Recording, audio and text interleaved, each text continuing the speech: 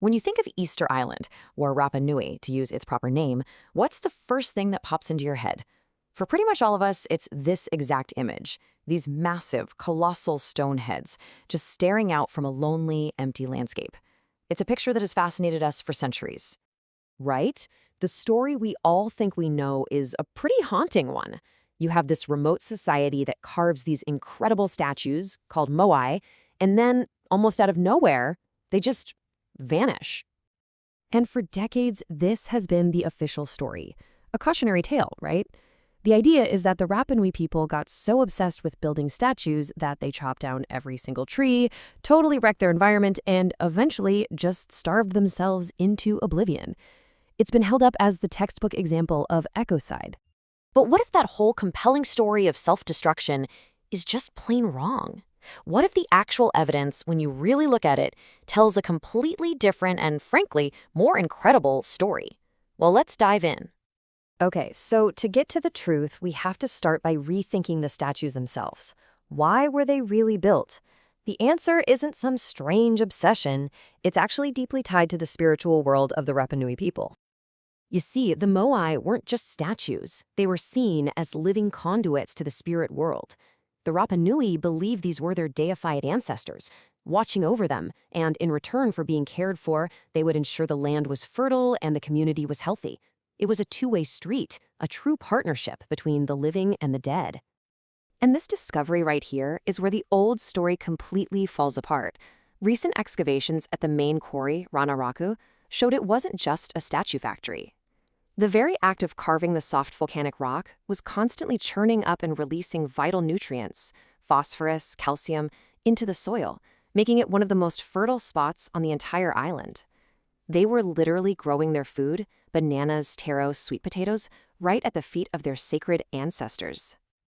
The lead geoarchaeologist, Sarah Sherwood, even said that when the soil chemistry results came back, she did a double take.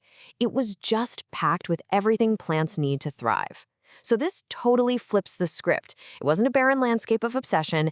It was a sacred, self-sustaining garden connecting their spirituality directly to their survival. But the incredible ingenuity of the Rapa Nui didn't stop with farming and carving. They also developed something that is incredibly rare in all of human history, something that points to an even more complex society. They had their own unique script, Rongorongo. And here's the crazy part. To this day, no one can actually read it. But its very existence is a huge deal. It tells us this was a highly sophisticated society with a literate class of priests and rulers.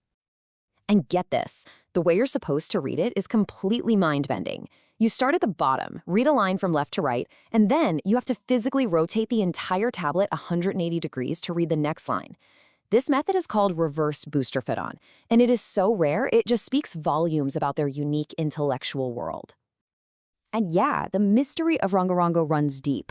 We know some things, right? We know it was written on wood, that it was a special skill for the elite, but as you can see, we still don't know where it came from, what most of the symbols actually mean, or even if it was a true writing system, or maybe more of a memory aid for chanting sacred stories. The secrets are still locked away. So why can't we read it? The answer is just tragic. The knowledge wasn't just lost over time, it was violently stolen. In the 1860s, slave raiders from Peru descended on the island. They captured or killed a huge part of the population, including almost every single person, the elders, the priests, the leaders, who knew how to read and write Rongorongo. And here's another thing. Their culture wasn't static. It wasn't just stuck in one mode. Even after the main era of building Moai started to wind down, their society didn't just collapse. No, it adapted. It evolved. They developed a whole new spiritual and political system, the Tangata manu, or the Birdman cult. This thing was centered on an incredibly intense and frankly dangerous annual competition. Champions from different clans would have to scale treacherous cliffs and swim through shark-infested waters to a nearby islet to retrieve the first sacred egg of a sooty tern. The winner's clan got to rule the entire island for a year.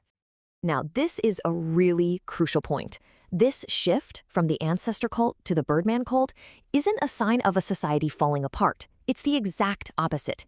It's a sign of a dynamic, resilient culture that was actively changing its beliefs and its power structures to fit new circumstances.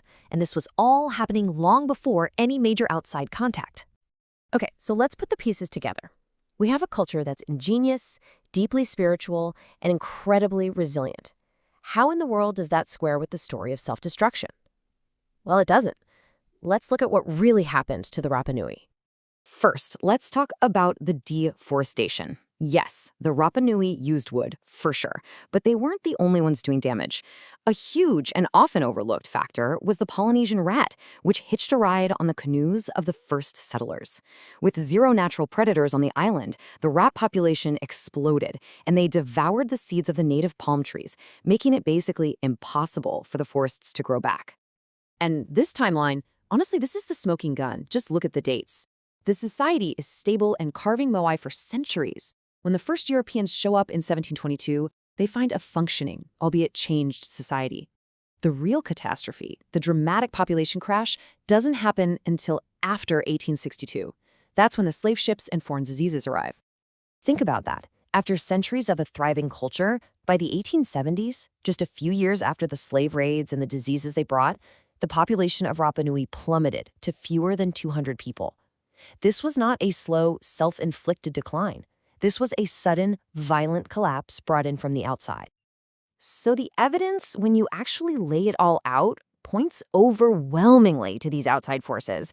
It wasn't ecocide. It was devastating epidemics of smallpox and tuberculosis. It was brutal slave raids that stole away their people and their leaders. And it was the catastrophic cultural loss that came with it, wiping out centuries of knowledge seemingly overnight. Which leaves us with one last really important question. Is the story of Rapa Nui a simple cautionary tale about a short-sighted society that destroyed itself? Or is it the far more tragic and far more accurate story of an ingenious and resilient culture that thrived in total isolation for centuries, only to be decimated by contact with the outside world? The evidence seems pretty clear.